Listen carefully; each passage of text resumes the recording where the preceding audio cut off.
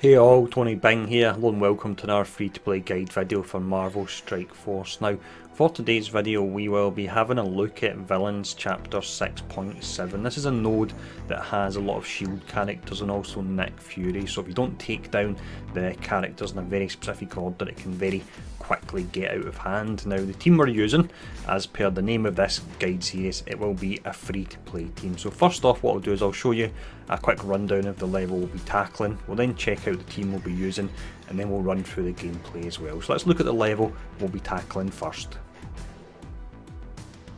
Enemy wise then, we do have a few quite dangerous characters here, namely Quake and also Nick Fury we need to watch out for. Now what is the most difficult aspect of this level is the order you take the enemies down in, because you can have the operative stealthing up or you can have the shield protector class who'll be putting taunt up at the worst time as well. So what we'll do next anyway is we'll look at the team we'll be using to go through this mission.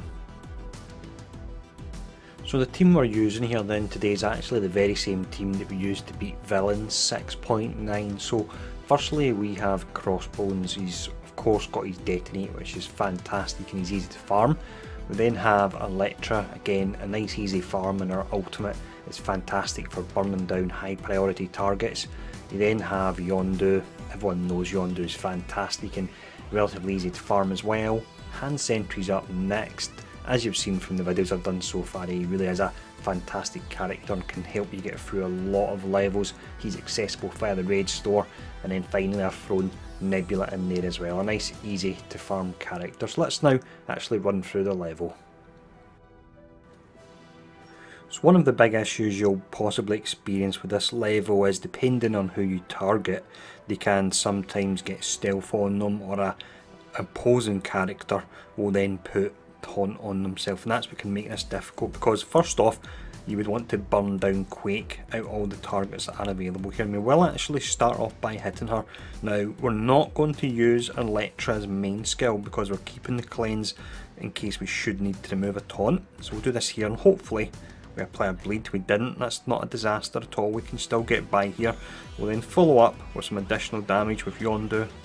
Won't be enough to take her out, so the shield security now taunts up, and then what we'll do is use the ultimate in Gamora, and we're getting the 2 stacks in evade, and we're doing a moderate amount of damage there with her as well. Now next up we'll stealth up his Hand Sentry, and then from here we'll use just the basic attack on Crossbones. Now hopefully the health is low enough that when the shield operative stealths up, she'll stealth up. There we go, she stealthed up the protector rather than Quake, so that works out perfect. We don't mind him being stealthed, whereas if Quake was stealth that could pose quite difficult for us. So there's no one to defend Quake now, and Elektra will be next for the ultimate. So there you go, that works out perfect. A little bit fiddly to get used to this, but once you do, it makes this mission nice and easy here, because she is one of the most dangerous targets. Now I'm going to save the Yaka arrow, and I'll actually just use the basic here, and it will clear the taunt as well.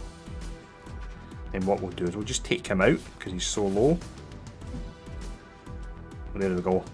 Turns out that Nebula doesn't do much damage, didn't take him out, but that's him down now. Now we're still going to save the ultimate in Crossbones because he can take a lot of damage. I'm going to target Shield Trooper because he currently has the ability to counter attack on him at the moment, and Crossbones has a heap of health, so it doesn't matter if he counter attacks on Crossbones. There we go there, you can hardly even see his health bar going down at all. And then what we'll do now, let's see, we'll actually stealth up as well here, and we should take him out. We didn't manage to take him out, but it was pretty close there, and there was no counter attack because she stealthed up as well. What we'll do, call in some summons now from Yondu, and we can see we're really starting to control this fight here. We've got rid of the most dangerous character and we're starting to whittle them down from there. Now shortly after this, Nick Fury will come in, and what we don't want him doing is stealthing up, so for that reason we're going to focus on the shield operative and take her out as soon as possible. There we go, that's her down, and it's round about this point. I think Fury might jump in just a moment. Not yet, but he will be here soon.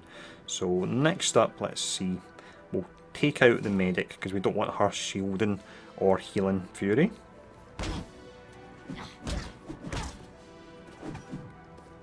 So this is going really nice. It is pretty slow, you've got to take it, and you've got to make sure the order's very specific how you take down targets, but it makes this level nice and easy if you do this. So there we go, there's Fury dropping in now, so we can instantly target him. What will happen is we'll have the shield protector down there that will actually taunt up if his health goes too low, but we've got the ultimates and which are AoE, which means we can still take him out, so this works out perfect.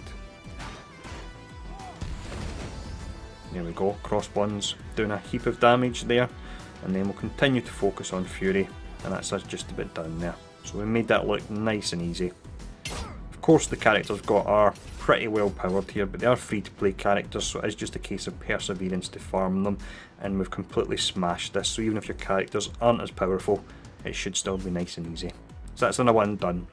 I'm actually starting to enjoy this guide series. It's nice and easy to do these, and it's quite fun to try and find the most optimal way to do it with free to play character as well. So as always, if you've got any suggestions for the next one you'd like me to cover, let me know in the comments below, and I'll see you all again soon.